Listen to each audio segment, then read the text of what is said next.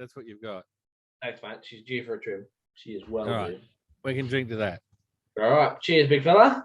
Cheers, ladies and gentlemen. Welcome to another episode of Ranger and Chow.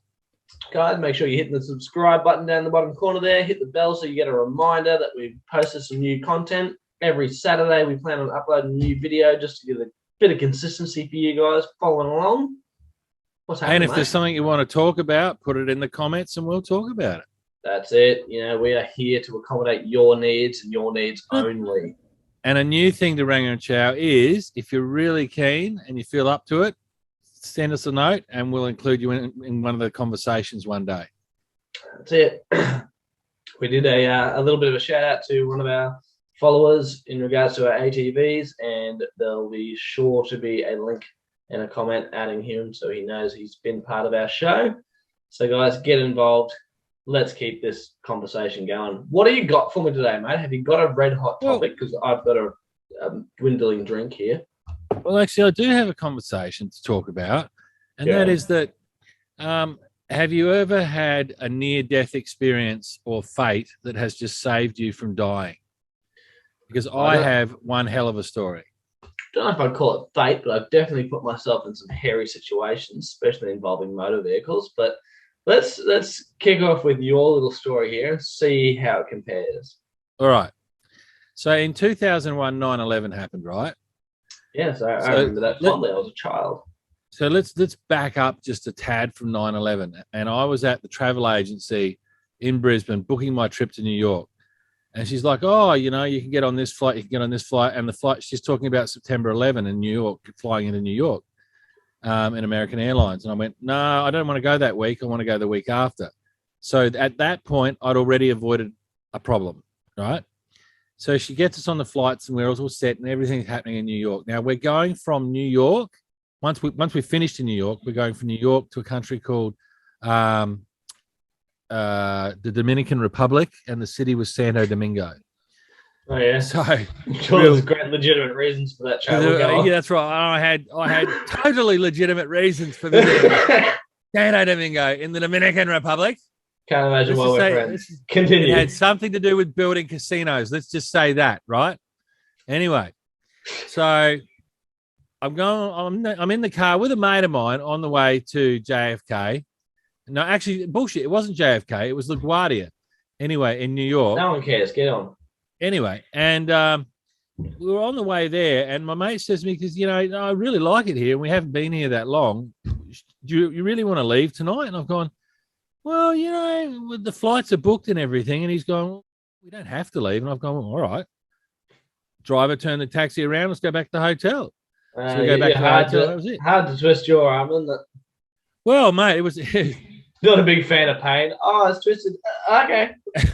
New York's a pretty fun place, but I had a lot of fun there, but it was very expensive at the time because the exchange rate was pretty shit. But anyway. Yeah, it looks never great for an Australian to travel that way, but anyway. That flight that we were meant to get on, that exact flight, American Airlines flight 587 from New York to Santo Domingo, crashed in Queens and everyone on board died. And we had tickets on that plane, and we decided to turn around at the last moment. Just out of curiosity, so when you were sitting, presumably at your hotel when you saw the news on the TV, or where were you when you found out? Let me tell you what happened, right? So we'd just got the taxi to stop us out near the village in New York. We'd gone to the pubs and mucked around and done all that sort of stuff. So we didn't know what was going on.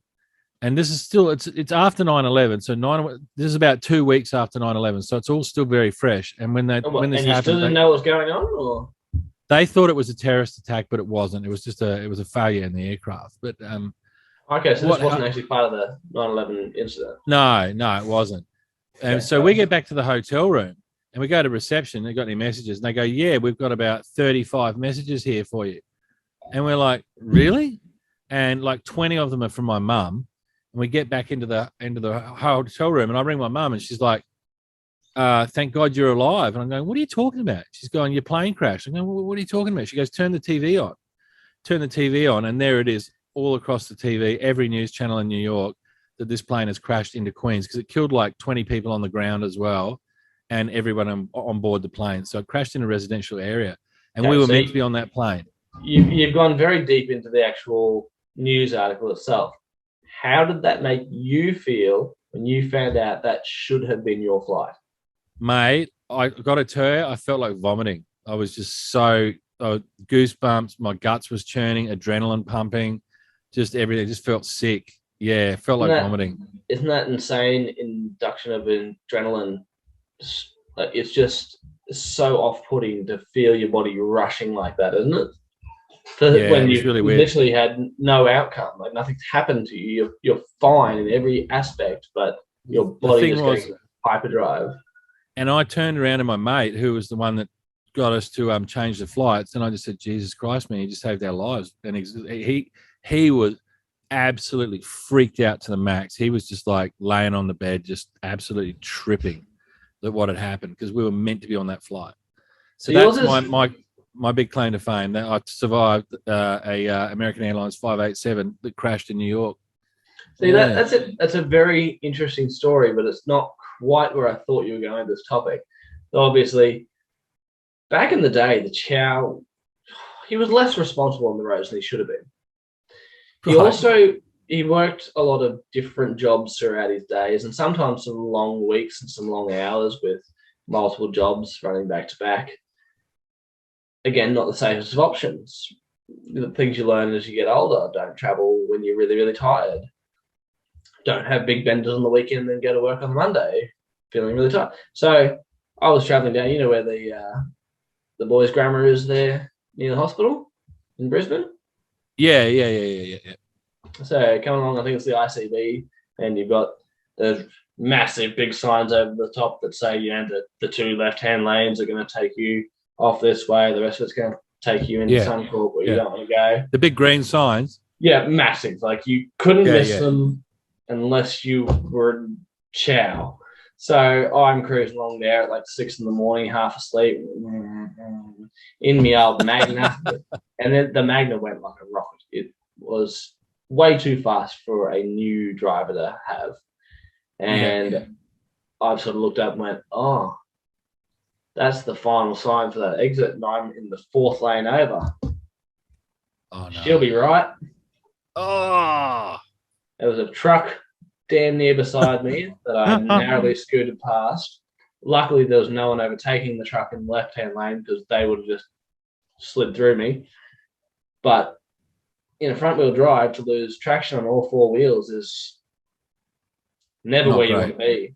No. So, as you know, that exit, you have the big dividing concrete wall that Yeah. starts Yeah. off Oh, with you big hit. Don't yellow tell me you hit the plastic wall. delineators, and then metal, and then concrete. And all four wheels lost traction, and I was sliding driver's door towards those yellow impact points before it Oh, gained traction the and barrels. You're heading for that the way. barrels. Yeah, flicked me that way, and I fishtailed. And again, being a new driver, being a front wheel drive, fishtailing doesn't happen too often unless you pushed it way too far. And yeah, it straightens itself up. You come straight into a 60 zone, straight up to those traffic lights around the corner, came to a complete stop, and just white, throbbing heart, adrenaline pumping, breathing hard, holding that steering wheel at the stoplight, just going, I almost died. Let's go to work. What were you doing for work back then? That was actually, we referenced this in a video a while ago. I was installing the smart boards in the schools. So I was working at the boys and girls grammar there for a couple of weeks straight, installing the Because smart boards. I used to work at the girls and boys grammar as well, but I worked for IBM, so I was in there servicing all their laptops and stuff. Okay. It's a horrible place to get into and find parking and and Man, it's walk just a around. horrible place. It's a horrible place to work in because everyone's stuck up. Well, yes, there you do have a higher level of elitism there because it's private school. You do also have the fact that it's strictly boys, girls, and I don't know what schooling you had, but I was just at a state school, so it was all Yeah, co-ed. same. It seems so strange to have just fleets of boys walking out of the rooms, and when you went to the school, fleets of girls walking out. And also being, young myself, it just seemed weird to be in a school fully with young girls. It was just off-putting. Obviously these days it's a frigging job. You just go out and do what you got to do. But as a freshly out of Well, school I'm person. sending my daughter's going to a girls only school. Yeah, and how do you think that will work for her life? So, hold I on. don't know. Why are you sending to I an reckon all-girls school? I reckon it's only going to. Well, we're basing it on the academic rating of the school and the fact they've got a drama division as well, because my kid's really good at drama, and singing and shit like that. But the main Couldn't reason imagine is, your child being overly dramatic. That seems weird. oh no, who could imagine that? Never going to happen. Got it Off from the her old mum, block. didn't she? Anyway, but I reckon it's going to have. It can only go two ways going to an all-girls school for her. She'll either get used to being around the girls and it'll all be cool and relaxed, or they'll go boy crazy because they can't get access to boys. It'll be one of the two, I reckon. That's it. And you know what? I have two female cousins that one is a year older than me, one is a week older than me. So growing up with thick as thieves as kids, I've got two older brothers that are 2 and 5 years above me. So all fairly close range kids, spend a lot of time together because of the family. And they end up buying a caravan park out remotely in Queensland. So there's no real school for them. So the girls got shipped off to a boarding school, which was all girls. And one of them is she's pretty stocky, bloke built little woman, and she's got the attitude to match it. She's quite a lady, that one. She was just fine. The other one, who was thin, tall, quite good looking in comparison, she found a tendency for the ladies, believe it or not. And her parents were just dead against it. Wasn't to be. Oh, really? Because obviously it was a Catholic I school. couldn't give a shit.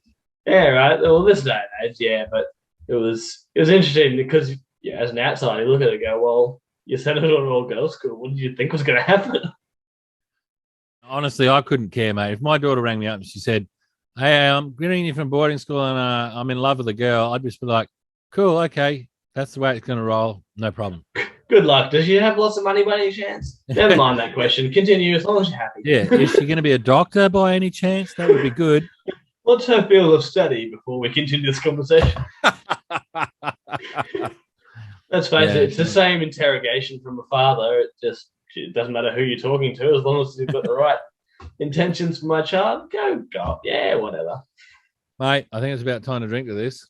Yeah, I feel we've strayed, and I feel like my 10 minutes is well and truly up, so the wife will be on me in a minute. So make sure you're all doing the right thing. Stay good. Cheers, everybody.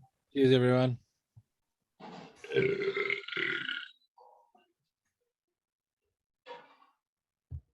Hey, what? That burp said it all, mate. It was a good burp. Yeah, these bourbons are gassy.